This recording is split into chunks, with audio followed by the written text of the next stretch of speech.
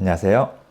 서울고랜드 치과 대표원장 김준영입니다. 요즘 이갈이용 스프린트나 그런 장치들을 온라인에서 많이 보실 수 있으시죠? 저도 가끔씩 한번 인터넷 서치를 하다가 그런 부분들을 보게 됐을 때 깜짝 놀랐습니다. 이 장치 같은 경우에 보통 예전에 미국이나 유럽 쪽에서 한 20년, 20년 전에 많이 이렇게 좀 이용이 됐다가 이제는 사장된 약간 그런 부분인데, 이게 한국으로 이제 조금씩 다시 들어오고 있는 것 같더라고요. 그래서 오늘은 이런 장치에 대해서 한번 얘기를 한번 나눠볼까 합니다.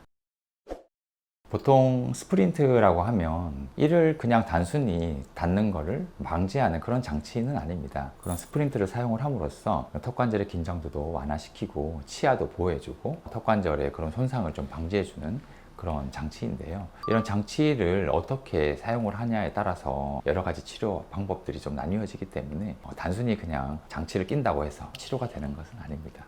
그런 온라인에서 파는 스프린트를 이렇게 쭉 보다 보면 보통 치과에서 볼 수 있는 그런 풀 커버리지 스프린트라든지 아니면 부분적으로만 이렇게 치아를 덮는 부분 커버리지 스프린트나 내가 스스로 인상을 떠서 그걸 제조사에 보내면 또 제조사에서 스프린트를 만들어서 보내는 여러 가지 그런 형태로 많이 판매를 하고 있더라고요. 그래서 이런 것들을 이용을 하는 게 환자분들 입장에서는 조금 선택의 폭도 넓고 아무래도 경제적으로 좀 이득도 되고 하니까 좀 이용하시는데 조금 더 편리할 수는 있지만, 실제로 이게 정말 환자분들이 느끼는 그런 통증이 정확한 진단이 이루어지지 않았기 때문에, 그리고 그런 스프린트가 제대로 만들어졌는지도 확인이 잘 되지 않기 때문에 치료가 실패하거나 치료를 지연시키거나 방해할 수도 있습니다. 조금 사용을 하는데 조금 지양하는 편이 좀 좋을 것 같습니다. 기성 이런 스프린트가 온라인에서 많이 판매되고 있어서 저도 되게 궁금해가지고 한번 구매를 한번 해봤습니다. 샀으니까 한번 착용을 한번 해보겠습니다.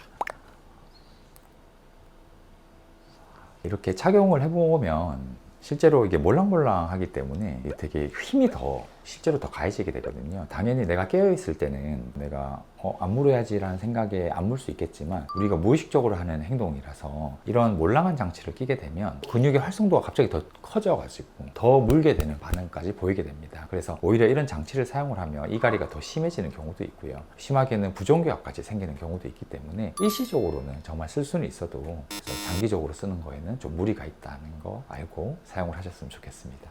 보통 이런 장치들은 몰랑한 장치이기 때문에 치태라든지 이런 것들이 잘 끼게 됩니다. 관리도 좀 힘들죠. 관리가 잘 안 된 장치들을 사용을 했을 때 오히려 구강의 위생에 여러 가지 악영향을 줄 수도 있고요. 그런 감염의 위험성까지 줄 수도 있습니다. 보통 환자분들이 스스로 판단을 해서 장치를 구매를 하시기 때문에 진단이 정확하게 이루어지지 않았기 때문에 오히려 여러 가지 부작용이 생겨버리면 턱관절이 악화되고 치료가 더 길어지게 되는 안 좋은 경우도 생길 수 있기 때문에 가까운 치과에 가셔가지고 먼저 진단을 한번 받아보신 후에 통증이 어떤 원인 때문에 치료 방법은 이런 것들이 있구나라는 걸 먼저 들어보시고 결정하시는 편이 훨씬 더 좋을 것 같습니다. 저희 병원에서 이렇게 사용하는 그런 스프린트인데요. 딱딱한 경성의 재질의 그런 스프린트를 이제 이용을 하게 됩니다. 이런 스프린트는 본을 떠서 각각 맞춤 형식으로 이렇게 만들기 때문에 실제로 본 뜨는 것도 되게 세밀한 작업이거든요. 아주 미세한 그런 맞춤이 잘 되지 않은 부분도 굉장히 크게 입안에서는 크게 느껴지기 때문에 본 뜨는 것도 약간 우리가 실수하게 되면 이런 장치들도 잘못 나오게 됩니다. 그만큼 되게 세밀하고 정교한 장치이기 때문에 약간의 비용이 좀 들어도 그래도 정확하게 제작을 해서 치료를 하시는 편이 훨씬 더 좋을 것 같습니다. 그리고 이런 스프린트는 아무래도 딱딱하기 때문에 이 장치의 강도가 치아보다는 조금 약하거든요. 끼고 이렇게 이를 갈게 되게 되면 이 장치가 갈리게 됩니다. 갈린 부분들을 조절받지 않고 쓰게 되면 또 부정교합을 유발할 수도 있고, 장치가 구멍이 났는지 아니면 교합이 약간 안 좋은 부분이 있는지 한 3개월이나 4개월마다 체크해 가면서 보통 이 장치를 사용을 하게 되고요. 온라인에서 파는 스프린트는 이런 교합이 어느 정도 잘 되고 있는지 이런 부분들도 확인하기가 굉장히 어렵기 때문에